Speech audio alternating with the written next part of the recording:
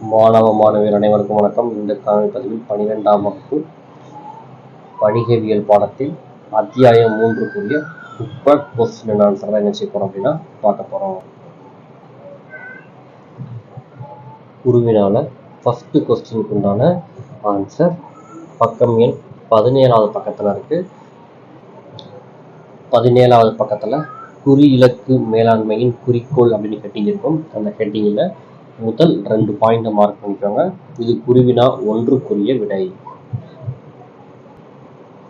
அடுத்ததா குருவினா 2 விதி விலக்கு மேலாண்மையின் பொருளை எடுத்து கூறுக. விடை பக்கம் எண் 19. உங்க புக்ல 19வது பக்கத்துல விதி விலக்கு மேலாண்மை விதிவிலக்கு மேலாண்மையின் பொருள் அப்படின்னு ஒரு ஹெட்டிங் இருக்கும். அந்த ஹெட்டிங்ல முதல் பேராகிராஃப் முழுவதையும் மார்க் பண்ணிக்கோங்க. இது குருவினா 2க்குரிய விடை. குருவினா 3 குறி இலக்கு மேலாண்மையின் எவையேனும் 2 நன்மைகளை குறிப்பிடுக. விடை பக்கம் எண் 19. அதுல குறி இலக்கு மேலாண்மையின் நன்மைகள் அப்படின்னு ஹெட்டிங் இருக்கும். அந்த ஹெட்டிங்ல டோட்டலா ஒரு 11 நன்மைகள் கொடுத்துருக்காங்க. இதுல ஏதாவது 2 நன்மைகள் என்ன செஞ்சுக்கோங்க அப்படின்னா எழுதிக்கோங்க. குருவினா 4 முக்கிய முடிவு பகுதிகள் என்பது என்ன. விடை 17. உங்க புக்ல 17வது பக்கத்துல முக்கிய முடிவு பகுதி அப்படின்னு நமக்கு ஒரு ஹெட்டிங் இருக்கும். அந்த ஹெட்டிங்ல 1, 2, 3, 4வது லைன் இங்க இருந்து ஆரம்பிச்சு உதாரணங்கள் ஆகும். இது வரைக்கும் மார்க் பண்ணிக்கோங்க. இது குருவினா 4க்குரிய விடை. அடுத்ததா ரோமன் லெட்டர் 3 சிறு வினாக்கள். இதில் ஃபர்ஸ்ட் கொஸ்டின் குறி இலக்கு மேலாண்மையின் இயல்புகளை எழுதுக. விடை பக்கம் எண் 17. 17வது பக்கத்துல குறி இலக்கு மேலாண்மையின் இயல்புகள் அப்படின்னு ஹெட்டிங் இருக்கும். அந்த ஹெட்டிங்ல ஸ்டார்டிங்ல இருந்து என்ன செஞ்சீங்க அப்படின்னா ஆரம்பிச்சு மேல இது வரைக்கும் மார்க் பண்ணிக்கோங்க. மொத்தம் 10 பாயிண்ட் இருக்கும். சரிங்களா? இது முதல் சிறுவினாக்குரிய விடை. சிறுவினா 2 விதிவிலக்கு மேலாண்மையில் உள்ள செயல்முறைகள் என்ன. விடை பக்கம் எண் 20. 20வது பக்கத்துல விதிவிலக்கு மேலாண்மையின் செயல்முறை அப்படின்னு ஹெட்டிங் இருக்கும். அந்த பேராகிராஃப் முழுவதையும் மார்க் பண்ணிக்கோங்க.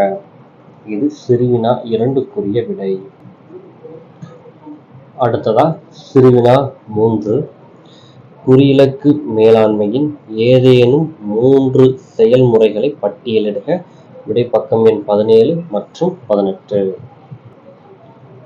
17வது பக்கத்துல அமைப்பின் குறிக்கோள்களை வரையறுத்தல் அப்படின்னு ஆரம்பிச்சா இங்க இருந்து ஆரம்பிங்க. இந்த சிறுவினா மொத்தம் எத்தனை ஹெட்டிங் வருது அப்படின்னா 17ஆம் பக்கத்துல ஒரு 4 ஹெட்டிங் இருக்கு. அடுத்ததா 18ஆம் பக்கத்துல ஒரு 4 ஹெட்டிங் இருக்கு. டோட்டலா 8 ஹெட்டிங். இதுல நமக்கு கொஸ்டின்ல ஏதாவது 3 எழுதுனா போதும் சொல்லியிருக்காங்க. ஸோ இந்த 7 ஹெட்டிங்ல உங்களுக்கு பிடிச்ச ஒரு 3 ஹெட்டிங் என்ன செஞ்சுக்கோங்க அப்படின்னா எழுதிக்கோங்க. இது சிறுவினா 3க்குரிய விடை. அடுத்ததா பெருவினாக்கள். இதுல ஃபர்ஸ்ட் கொஸ்டின் குறி இலக்கு மேலாண்மையின் முக்கிய நன்மைகள் யாவை. விடை பக்கம் எண் 19. 19ஆம் பக்கத்துல குறி இலக்கு மேலாண்மை நன்மைகள் இருக்கும். டோட்டலா நமக்கு ஒரு 11 பாயிண்ட் இருக்கு. சரிங்களா? இந்த 11 பாயிண்ட்ல உங்களுக்கு பிடிச்ச ஏதாவது ஒரு 5 பாயிண்ட் என்ன செஞ்சுக்கோங்க அப்படின்னா எழுதிக்கோங்க. இது ஃபர்ஸ்ட் பெருவினா கொஸ்டினுக்கு உண்டான ஆன்சர்.